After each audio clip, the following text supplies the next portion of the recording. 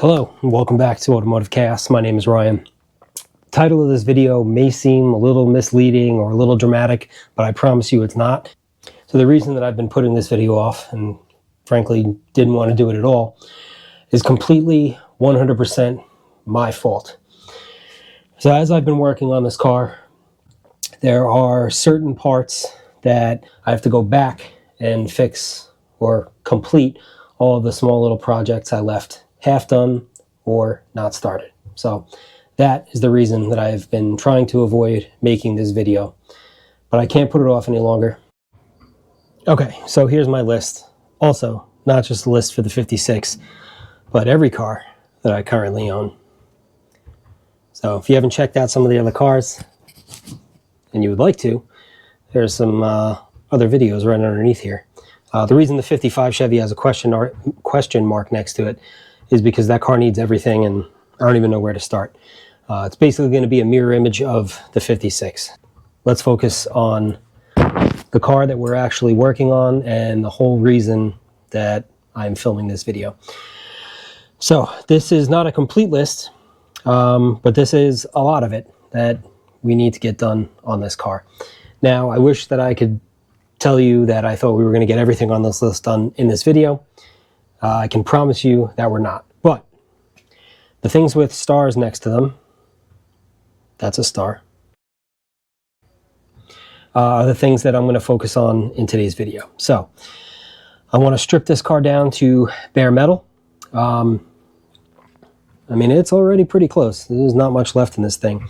The one thing I did leave, and you can possibly see it there in the camera, is the passenger rear window is still in this car.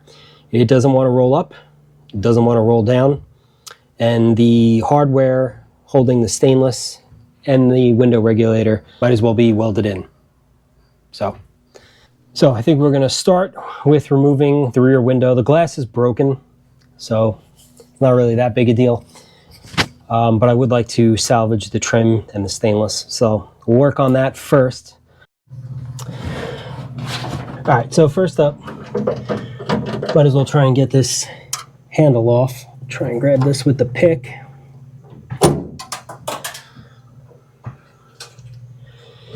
I actually got it and I didn't stab myself. Maybe it'll be a good day after all. So these are little retaining clips. The handle itself has a receiver groove in there, as well as the spline shaft that this actually is keyed or cut for. So now with that off, let's see how badly this is. I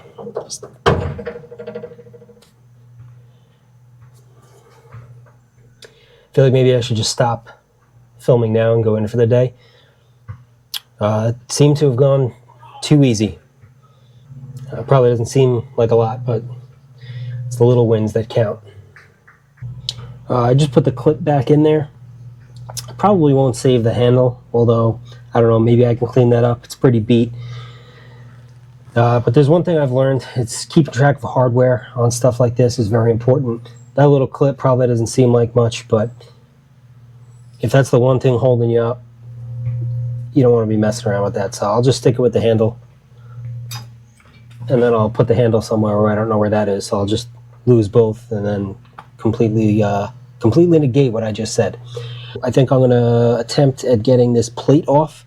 So once you remove this plate, you can actually see a little bit of the inner workings of the window regulator and the tracks, which are probably in fantastic shape like the rest of the car. Won't need to replace any of those. I did last night start removing these screws, or I tried to start removing these screws. I got a bunch of them, except these two are very happy where they are. So I think I'm going to just clean the face of these up. We'll weld, and then I'll just put a pair of pliers on it and back those screws out. Unfortunately, I'm going to have to get some replacement hardware for this, but right now I just want to get this out so we can start cleaning up on the inside. I also want to paint the entire interior of this car.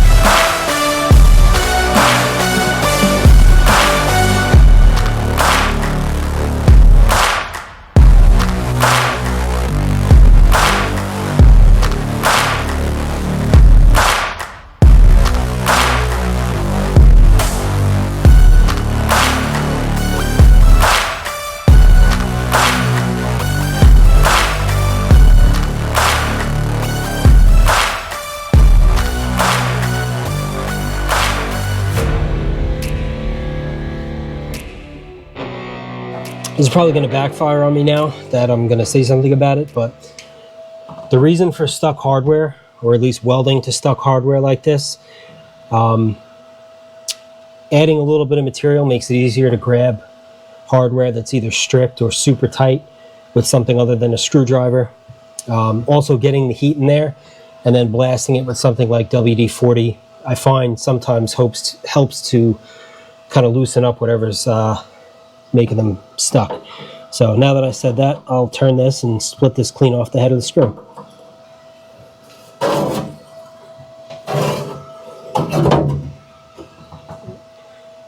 There's one. So, again, that screw is pretty much useless now, but at least it gets this panel off.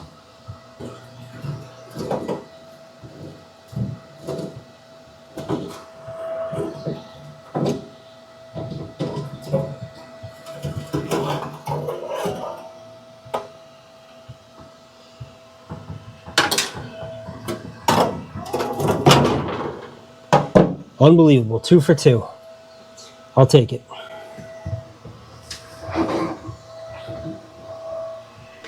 All right, so now that we have that area inside kind of exposed, we're going to come out front again. And to get the regulator out is these 2 screws. And then for the track, I believe it's this one, that one, and then these 2 over here. See if this guy will come out with the socket. And it did. All right, I'm going to do the same thing with these 3 screws here. All of these look like somebody maybe tried to take these out at one time. This one's super rusty. That one, the head looks rounded off. That one, if we're doing the other 2, we might as well do that one. So do the same thing. Clean the heads up a little bit, weld it up, hose it down with WD-40, and hopefully we can get everything out of here. Okay, we got the rear window trim off. Found some more rust repair we have to do. I'd say it's unbelievable, but it's not.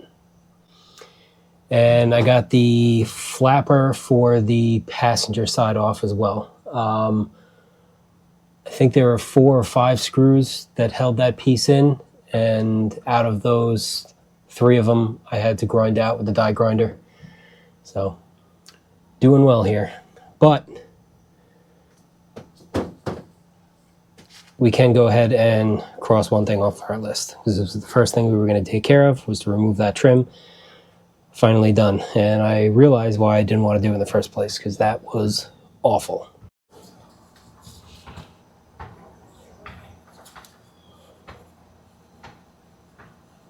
Okay, I have the car rolled outside, and that's because the next item I want to cross off of our list are the body bolts.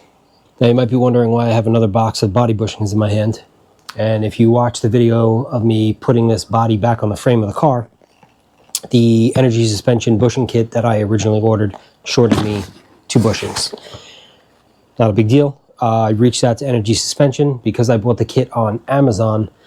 They would not warranty it. Obviously, I could buy the 2 bushings to complete the set. What I ended up doing was buying another complete set of body bushings. So I will use this on the 55. The Post cars, which my 55 is a 2-door sedan, uses 2 less bushings than a hardtop, which is what we're working on now. So I'll rob the 2 bushings out of here, use it on this car, still have a complete set for the 55. And then I already dumped these out inside the car, but from a company, Old 55 in Pennsylvania, I have a brand new body bolt set.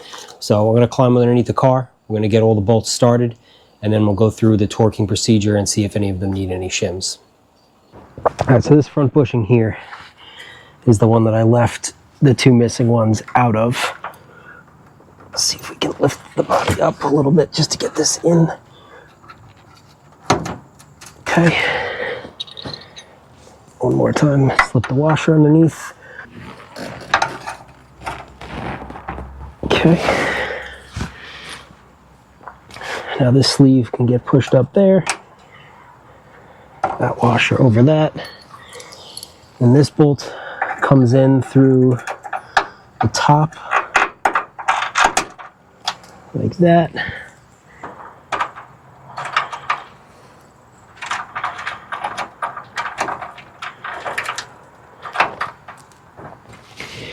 All right, so that missing bushing has been replaced.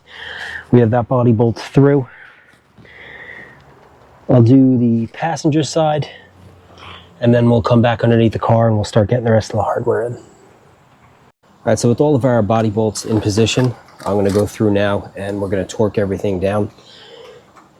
If you're putting one of these cars back on the frame, it's a good idea to grab a package of body shims.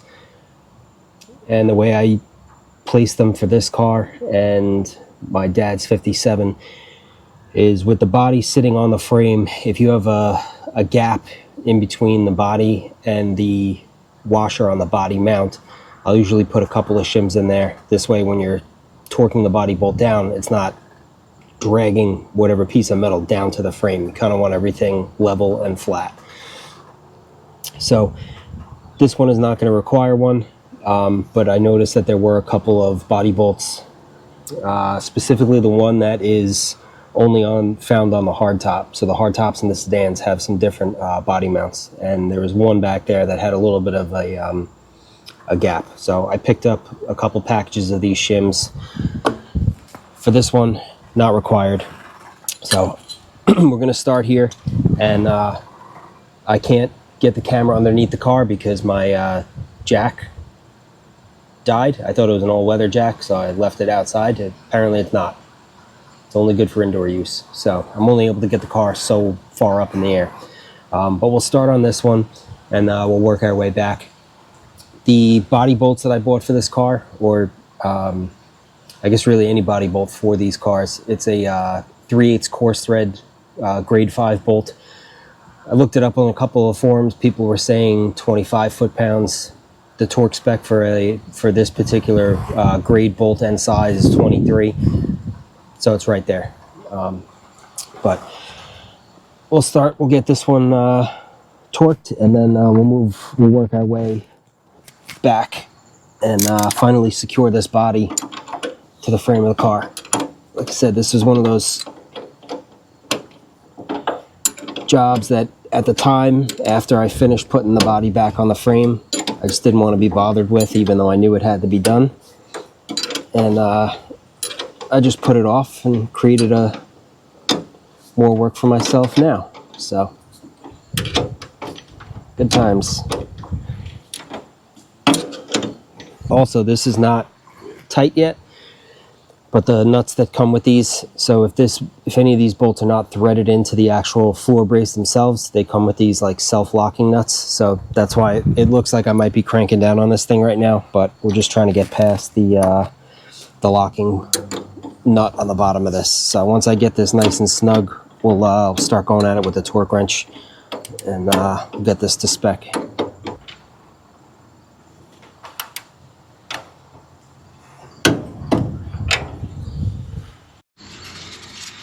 All right, one more item off our list. All right, next piece we're going to tackle are the components to actually bolt the fuel tank underneath the car. All right, so I scuffed this one real quick. I'm going to shoot this with weld-through primer, and I'll do the other one as well.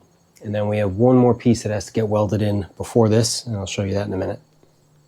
All right, so these are the other two pieces to anchor the fuel tank. Now, once these are welded to the trunk floor, that square notch in there, this carriage bolt goes straight through. All right, you kind of bend those tabs over a little bit to keep that from popping up through the trunk floor. And then your washer and nut go on the bottom of here and keep the fuel tank strap up against the trunk floor. So I just kind of marked out where I need to drill and sand so we can weld these guys in. And then after we do that, we can put those braces on top, weld those up, and we can cross the fuel tank strap hardware off the list. All right, so while I have those other pieces drying, I'm going to go ahead and drill out the holes to put those bolts through, and then we'll clean up the area here to weld on. I'm just going to use a little punch just so I know and the bit doesn't slip out.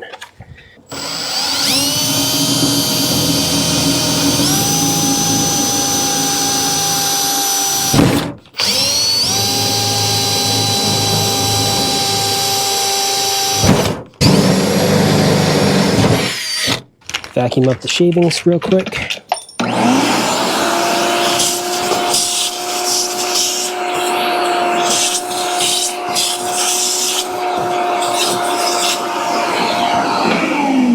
All right, now we're just going to knock that primer off the trunk where we need to weld.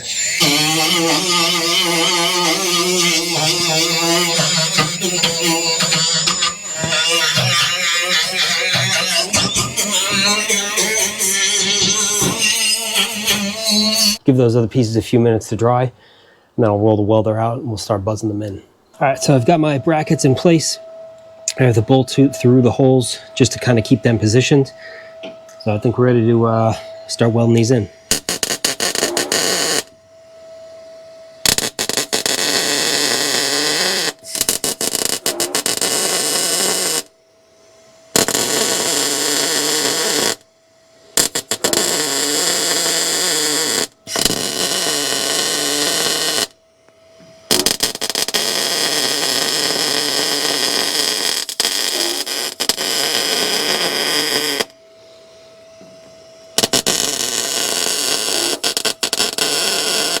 All right, so I just marked out where these panels are going to go on the floor.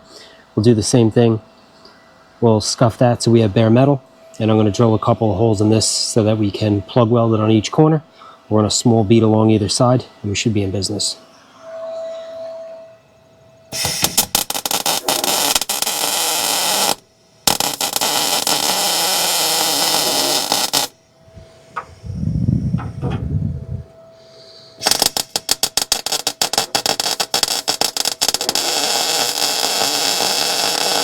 Ran the bolts through. I put the hardware on there just so I wouldn't lose it. We'll make sure to come back and just hit these spots that flake the paint off when we weld it up top. But one more thing crossed off the list. I have the fuel tank straps for this car as well. Not sure what we're going to do next. I don't know if I want to start cleaning the fuel tank that I have for this car. See if that's even salvageable. We may end up having to get a new one. Or I might push it back in the garage and start on the rear seat brace because we have to weld that back in before we paint the interior. So, not sure, but in the meantime, one more thing off the list. Okay, made my decision. For some reason, I'm motivated to get things done, especially things that I don't want to do. And the next item on that list is the rear seat brace. So we remove these when we put the floor in the car. And they have to go back in. But much like the rest of this car, they are pretty badly coated with surface rust. So I'm going to start by sanding those down. We'll prep these, get them ready to be welded back in the car. Then we can drop the car back on the ground, roll it in the garage, and do some more welding.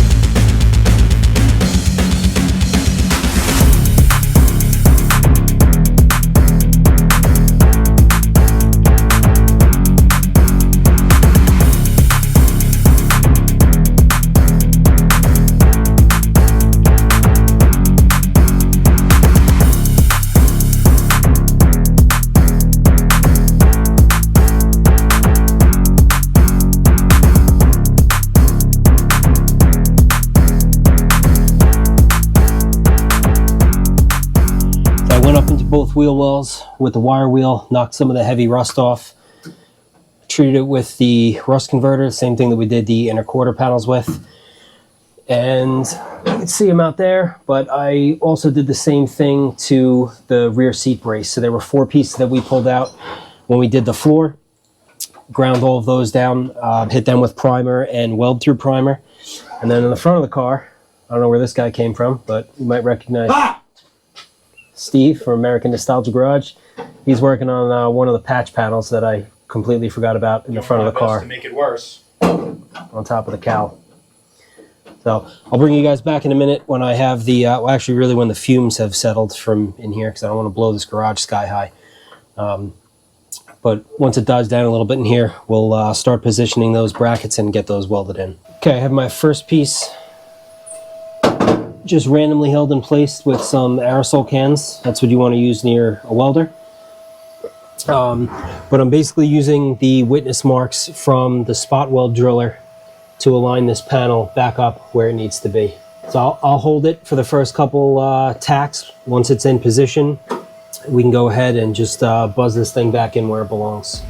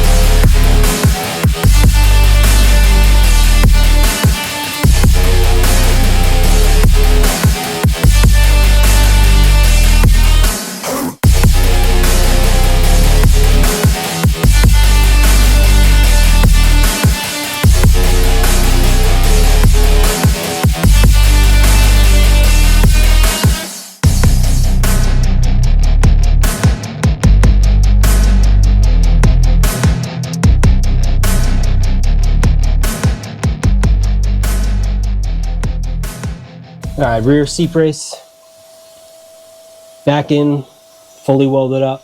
One more thing off the list. Steve finished out that cowl closeout panel. Came out really nice. One less thing that I have to do. Getting closer. I think we knocked 4 things off of our list, 4 things that I really didn't want to do. I'm sure we have 6 more things to add, but... I'm gonna add 4 more right now. Where's the hammer?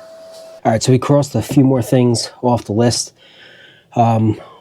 One of the other ones probably doesn't seem like a big deal, but I'm happy that it's done, was drilling the holes, or first of all positioning, then drilling the holes for both the gas pedal and the second pulley for the emergency brake.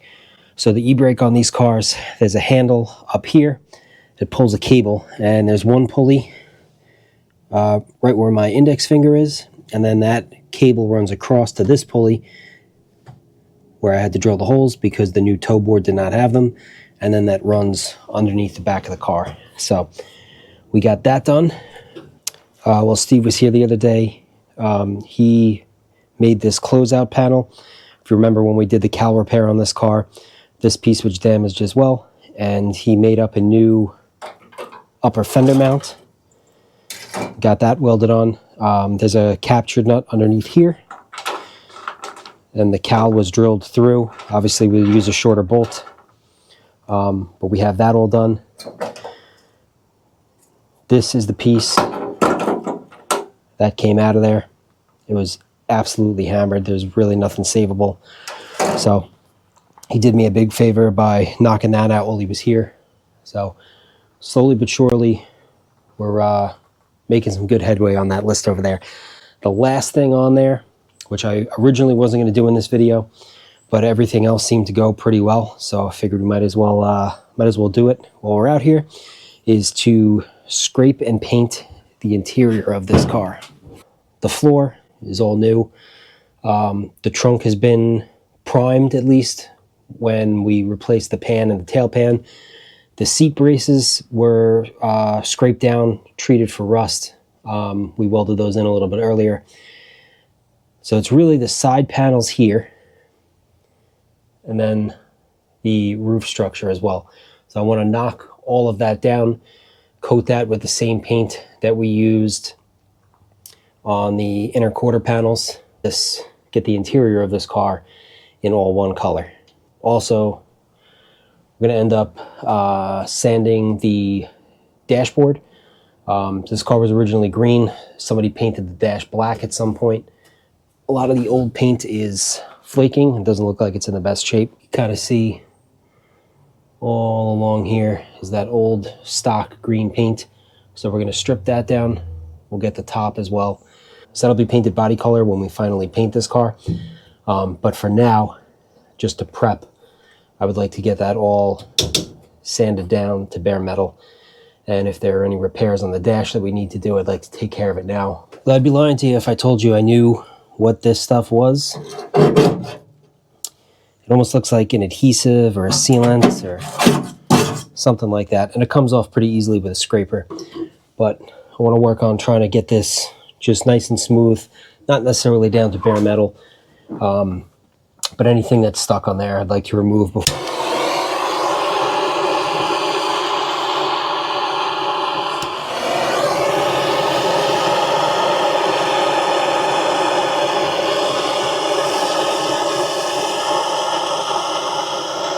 All right, so I'm going to take the DA wire wheel, and we'll start working on this roof structure, get all the heavy rust knocked down. We'll vacuum everything out.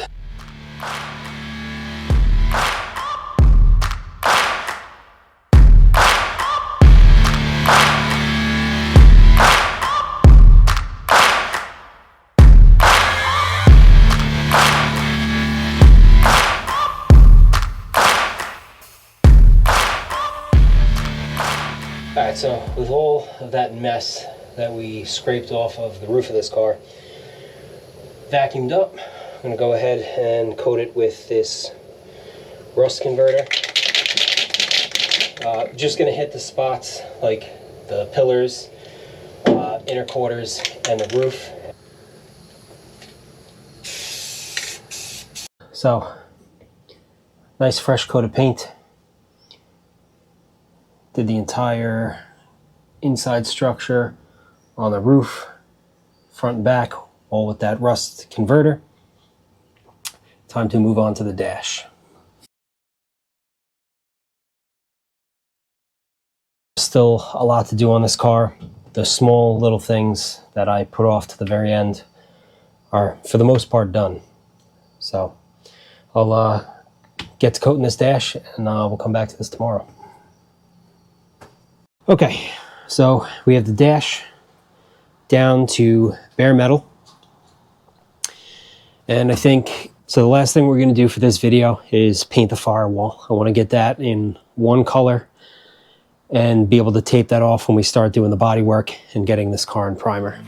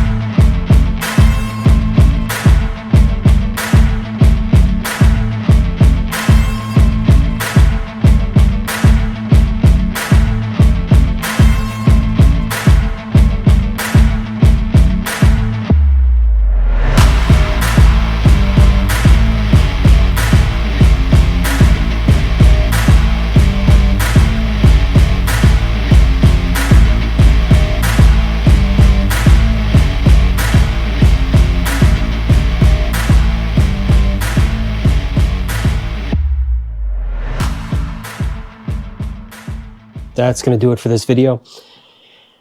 So we got through that entire list of things that I really did not want to do.